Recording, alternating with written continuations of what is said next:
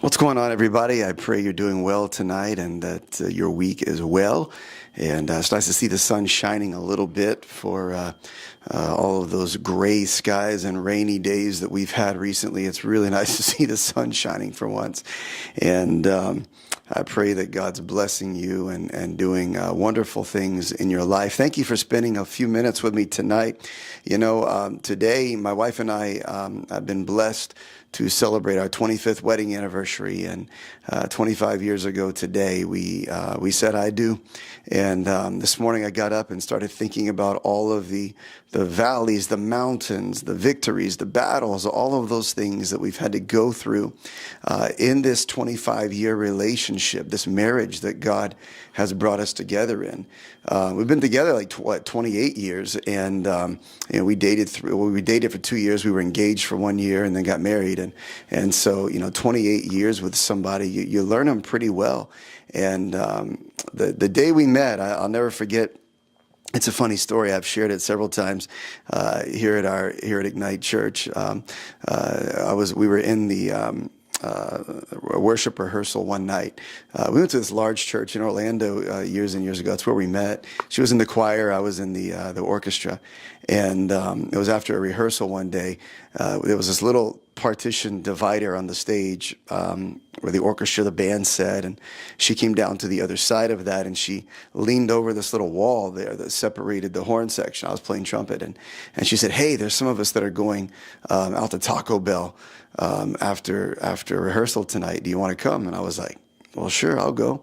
And so I didn't know that I was the first one that she had asked. And so now she said, I have to go find a whole bunch of other people to come with me so I don't go with him by myself. And so she had to go wrangle up a few people to come with us. And so that was kind of like our first date over at Taco Bell. Back in the days where the tacos were real cheap because, at 18 years old, you're broke. You don't have any money. And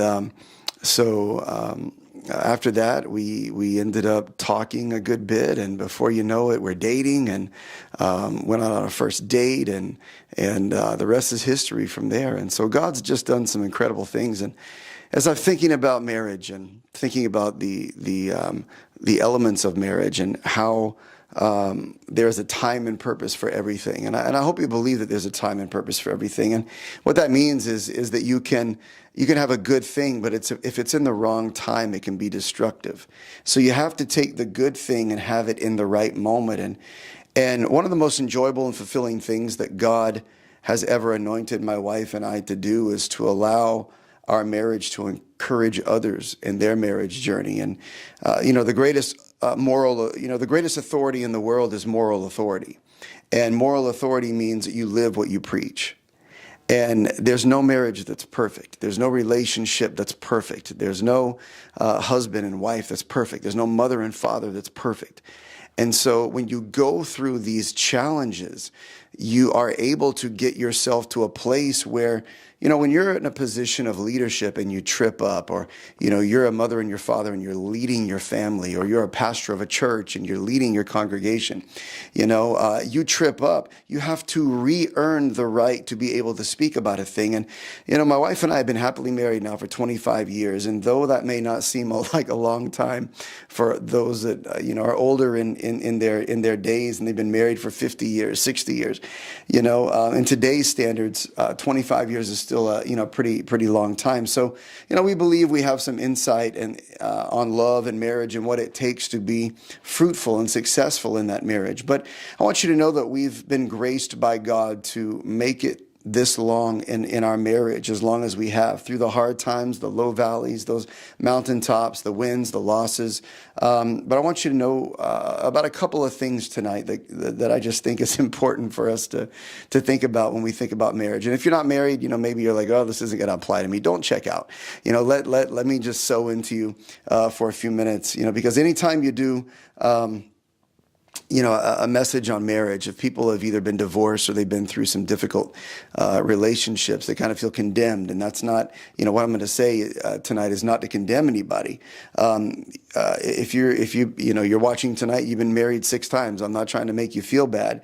But if the church doesn't define some of these things then the definition is up for grabs. And I don't think we need to be giving the definition of marriage over to the culture and over to a political realm anymore. Do you realize that the church kind of gave away marriage? The reason that the government feels as though they can define what marriage is because we gave them the ability to do that. The moment we said we need a marriage license to validate and certify a marriage, then we've given that over to the government to now be able to define what marriage is. Marriage was supposed to be between a man, a woman, and God. And those that were there to witness that marriage and to be able to validate and verify that they have entered into covenant. The government was not even supposed to be involved in this. So the very fact that we have to go get a marriage license and then turn around and have that marriage license validated and stamped and recorded to say, yes, this marriage is valid. The government should never have had the ability to tell you and I our marriage is valid. Marriage is between a man, a woman, and God. And so, and I'm a pastor that will not shy away from putting God's definition on what's happening in our culture. And, we're living in a country where 52% of marriages end in divorce. 63% of second marriages end in divorce. 70% of third marriages end up in divorce. You would think after doing something 3 times, you'd get better at it. But, hear me. I want to define this and set a standard. And the standard is this point forward, because I want to help teach you to believe for your marriage. But I don't want you to, listen, you can't go back and redo one day ago. This moment forward. So I want to put some definition on some things so the bar is set high, because I believe that the bar should be set high for marriage. I don't believe that marriage should be something that is easy to break away from, that you just take that covenant and you just kind of, it doesn't really hold any weight.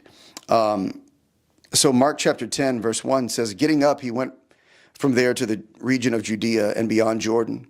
Crowds gathered around him, and again, according to his custom, he once more began to teach them. Some Pharisees came up to Jesus, testing him, and began to question him whether it was lawful for a man to divorce a wife.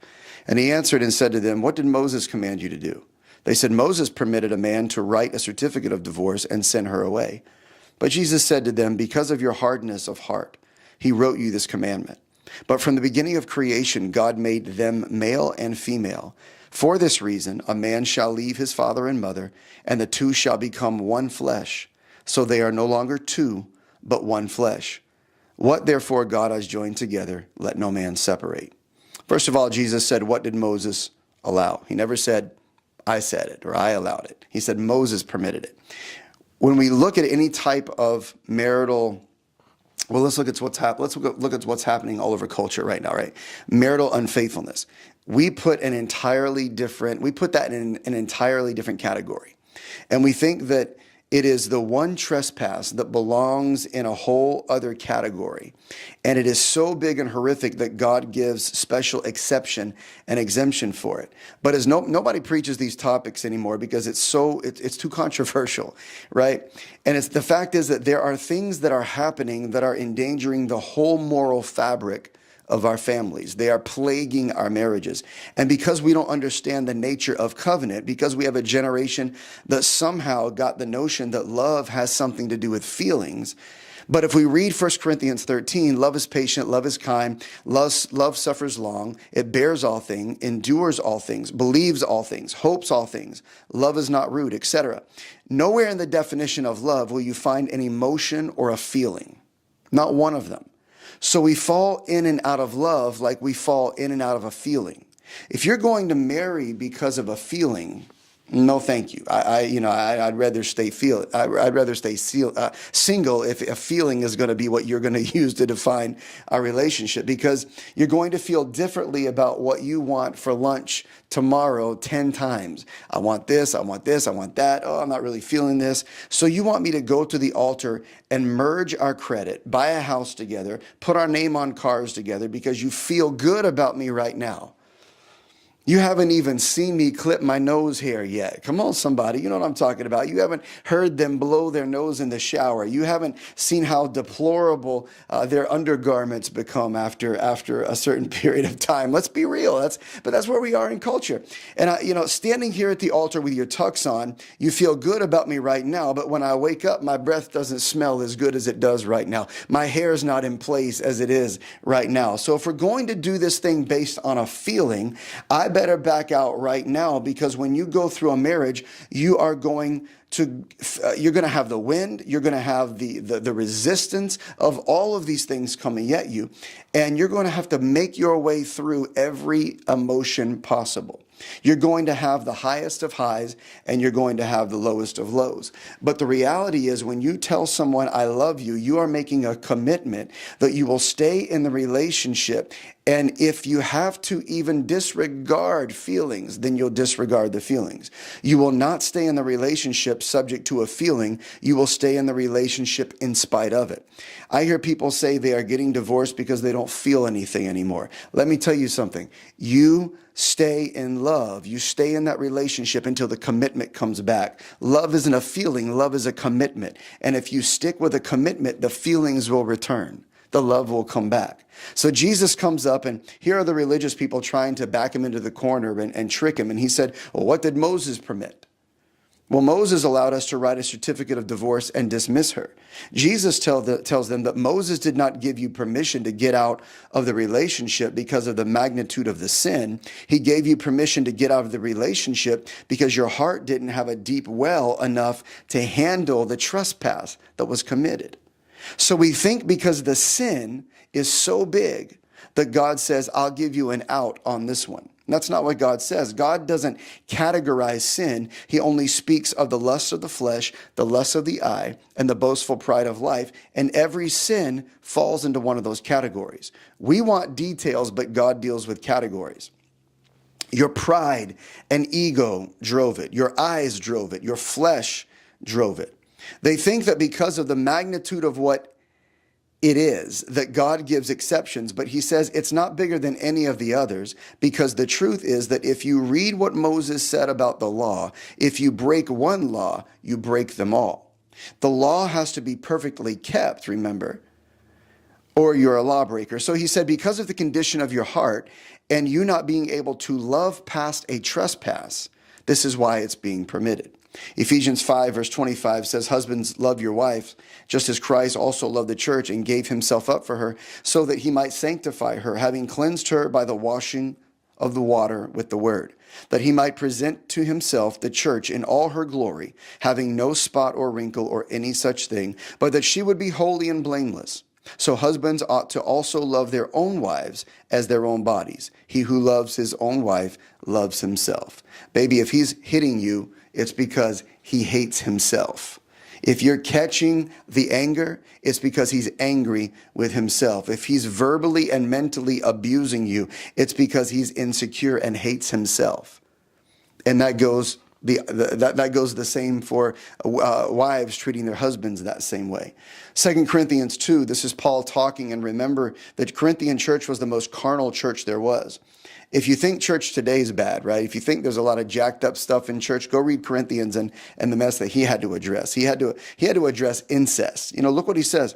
For I am jealous with you, a godly jealousy, for I betrothed you to one husband, so that to Christ I might present you as a pure virgin. Paul's talking about the church that he birthed there, saying he gave them to one husband.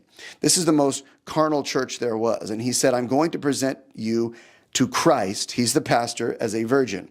I will present you to Christ as though life has never touched you. Many people today, they go through the battle of marriage and then they end up going into self-preservation mode. They have to take care of themselves, self-survival. My wife and I have had our areas of disagreement over 25 years, but we've learned that we are not touched by feelings, we were touched by love. And so It's like our arguments, when we have arguments, our arguments are like me talking to you right now. These are our disagreements. This is the level, this is the tone, this is how our arguments take place, just like this. You know, there are people that are throwing stuff against the wall and screaming at each other and having these massive blowouts, and you're not going to get to a place of resolution. You know, I love doing premarital counseling because you get to hypothesize all of these various elements of a relationship that are possible, and you use your own marriage, for example, many times. And so I'm sharing a lot of stories, and people are like, that's how you argue? Like, yeah, that's how we argue. They're like, man, we're hollering at each other, screaming at each other, hanging up on each other, texting each other, nasty stuff. I mean, that's just no way to have a marriage. And you're allowing the feelings to get caught up inside of the covenant. And now the feelings are driving you more than the commitment to the covenant and the love for each other are driving you. And so when we disagree and argue about life issues, you know, we're in a battle with something that's undefeated, because love never fails. And if we ever attempt to take to bed our displeasure with one another, nightfall very quickly brings a resolution to the disagreement. When you have said something to your spouse that you know has crushed their heart, nightfall will bring a defining moment for you. If it's not resolved before you close your eyes, you know that feeling. It's the most anxious, longest, most miserable night you will ever experience when you set your will against the nature of God, because love never fails. And as often as some of us like to be right, to roll over and say, I'm sorry for hurting you, reminds you of your covenant that you made for love. Come on, guys, let's be real. I mean, there's so many times where you're like, I'm not apologizing. They're going to have to apologize first. Let me tell you, one of the greatest dimensions of love in a marriage relationship is being able to say, I'm sorry, please forgive me. I'm sorry I hurt you. I was wrong. Being able to accept the responsibility for the faults and the mistakes and the trip ups, and make it right and seek forgiveness and do your very best not to respond that way or to react a certain way. It goes a very, very long way. Sometimes you may not know why God is telling you to act in a certain way, to display your love during those times of distress and dismay. But at the end of the day, I fear God. I want to know that the one that I hurt, if I hurt my wife, if I said something, if I responded a certain way and it caused her pain, I want to know that I'm making it right, that I am bringing my heart closer to her heart, and we're healing through that disconnect. I fear God above my feelings. And at the end of the day, I know that God blesses the right thing. And the thing I hate about sometimes my job as a pastor is that God will often take me down a path that makes me validate by experience what I'm preaching. Because it's easy to preach a word that will work for you, but when I have to lay my own head on the word at night, you'll find out what you got. And for those who have had difficult marriages, I believe that when you're going through, you may have to get every word somebody has told you about marriage. You may have to get God on it. Every word a pastor's told you, every word your family's told you, sometimes you got to get the right people in your head and get the wrong people out. There's so many people that because they've had bad relationships or they've had bad marriages and they've had difficult experiences in their life, they try to sit here and project what they think marriage is, or they project all of these negative things onto your life. Let me tell you, marriage is one of the greatest relational experiences you will ever have on this earth. And I want to encourage you tonight that love can conquer all. Love can heal every wound that you've had. Love can be all. Love suffers all. And love never fails. And until you feel like your love is failing, and today in this culture, we abandon love for anything, I want to tell you that God wants us to raise a standard in the church of what love is before we start pointing our finger at the world and then telling them how to live. We need to start learning how to live and love first. Well, Pastor, you don't understand the offenses that my husband's caused or my wife has caused. Listen, I know that love never fails. And if God can forgive them and help heal the fallacies or the trip-ups or the stumbles, then why can't we? And I think when we get to a place of realizing that all relationships and all marriages are not perfect, and we give God the ability to step in and make those crooked paths straight, to get in a marriage and seal up those cracks and those fractures and that place and those places where there's been faults and failures, then we can get to a point where we see the wholeness and the purity of the way heaven designed marriage to be. come to pass. And listen, I know it's controversial now to say it in this culture, but I don't care. We preach it, I preach it. This is what our church represents and what we stand for. The Bible says marriage is between a man and a woman. That's period. It doesn't matter what culture says. It doesn't matter how government defines it. Marriage is between a man and a woman. In fact, I won't even do a marriage. I won't even perform a ceremony if one is saved and one is not. And I definitely won't do a marriage if they're not saved. And so if I'm going to bring people into biblical covenant as a pastor, and I'm standing there at the altar with these two making this covenant with one another, I've got to know that they understand the biblical implications for the covenant they're about to make before God. And so when I hold them accountable to that covenant and they give those vows and they say, I do, they are making a vow before themselves and to God that I am going to fight.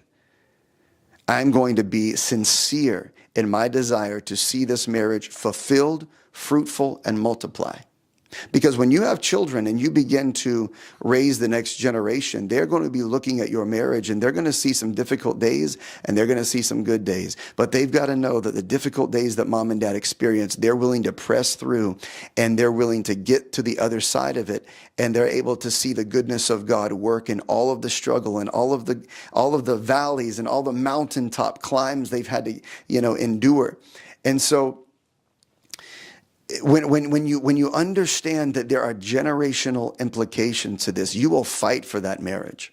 You cannot just throw a marriage to the side because you wake up one day and you're mad at your spouse or you're frustrated with how they handle money or how they're handling work or how they're handling other things in their life that are causing stresses. You've got to become intentional about dialoguing with each other in a way to where you can move through that challenge in your life and get to a place of resolution and peace. Many times, I think in this culture, people are spending more time flipping through Instagram, TikTok, Facebook, Snapchat, all of that stuff, and watching the garbage on television than they are spending time talking with each other and continuing to strengthen and develop their marriage. I had just the other day, I had a bad headache. I get home from the office. I have a headache. My wife's had a stressful day at work. And I just said, baby, let's just get in the car. Let's just go for a drive. And so we got in the car and we drove for a drive. We went up to the mountains and we got out and we were going to walk by the water up in the mountains, and we got out and there was a big farm behind the water that we were walking by, and it smelled like cow manure. It's like we just drove 40 minutes to come walk this path by the river, and it smells of cow manure. And so we had the greatest laugh. We tried it. We walked for like 5 minutes and we both looked at each other and we're like, no, we can't do this. So we turned around and went back to the car and we're like, where are we going to go now? So we drove and we went to this nice little restaurant called the Von Trapp Lodge up in the mountains. And we just sat there looking out the window and we had nice dessert and some coffee. And we just sat there and talked and we laughed and we just are so grateful that God's given us the ability to embrace a relationship with each other that is compassionate, that's kind. Love endures every difficult moment in life. And listen, we've had some difficult ones. If you're in ministry, you are going to have some difficult moments. If you have children, you are going to have some difficult moments. And there are some stuff that's happened in our lives that we've even looked at each other over the years and said, man, if God gave us anybody else, I don't think we would have made it.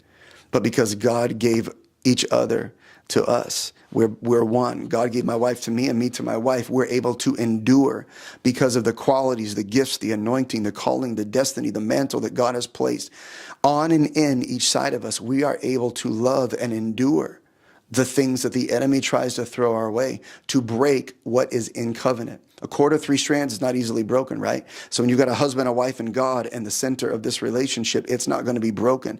Love endures all.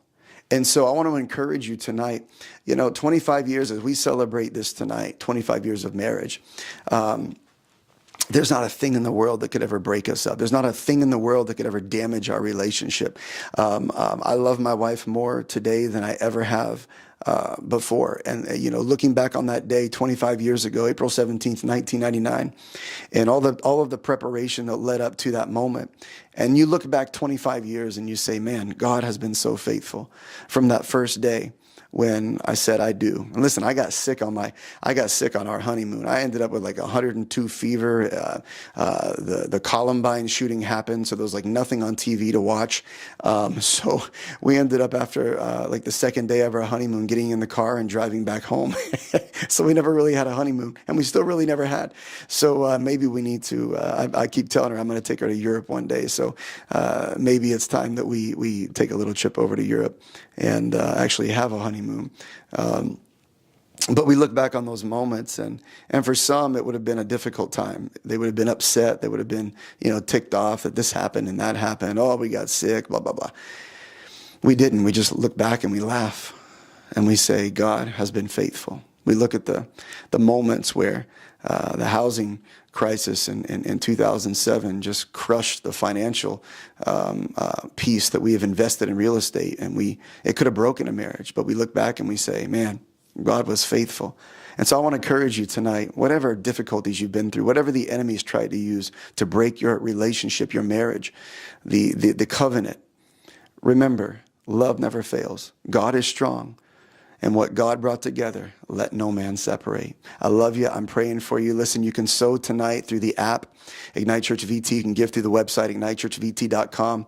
Thank you so much for giving God's tithe and your offering tonight. Listen, Sunday morning, you do not want to miss it. Seth Gruber is going to be with us at 10 a.m. as the largest pro-life organization in America.